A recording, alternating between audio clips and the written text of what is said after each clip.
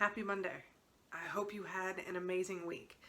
Don't forget, I'm not the only one learning stuff every week. I know y'all are learning amazing things. Make sure you're sharing them in the comments. I want to learn right along with you. So this week, we're going to talk about two different things. The first is doing a team builder event. I did my strength finders. So if you've never done strength finders, you pay like $18, $19 for the book. You can get it off of Amazon. And it's a great kind of personality assessment. It walks you through what your strengths are. And we were asked to go through and find a picture that aligns with our strength, that speaks to us. And as I'm going through and I'm looking at all of these pictures, there was a couple that I was like, oh, that's pretty. But then one jumped out at me. And you should see this picture right here. And now the thing that jumps out at me is not the beach, because I am not a fan of water. It is actually the tree growing from the rocks. And what immediately jumped out when I saw this was grow where you were planted.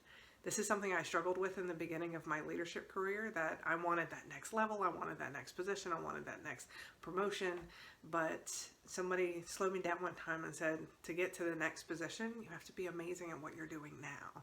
So remember, we all come with different circumstances, different challenges, different strengths. Grow where you are planted. How can you be the best version of yourself right now in the situation that you're in? And the other was, I had the privilege of seeing John Maxwell speak on Wednesday in Waxahachie, Texas.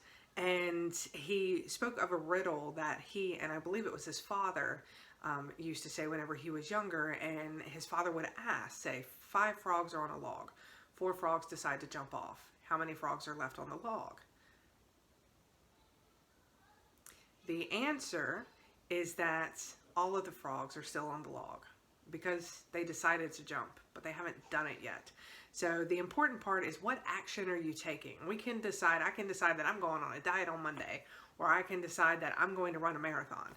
But until I actually start taking action towards that, the decision doesn't count for much. So what action do you want to start taking, and what's preventing you from taking it?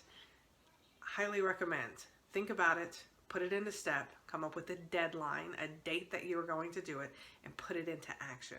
Don't just decide, act. Thank you for listening. It is always a pleasure. Have a wonderful week. And again, don't forget, leave what you learned as well. Thank you so much. Have a great day.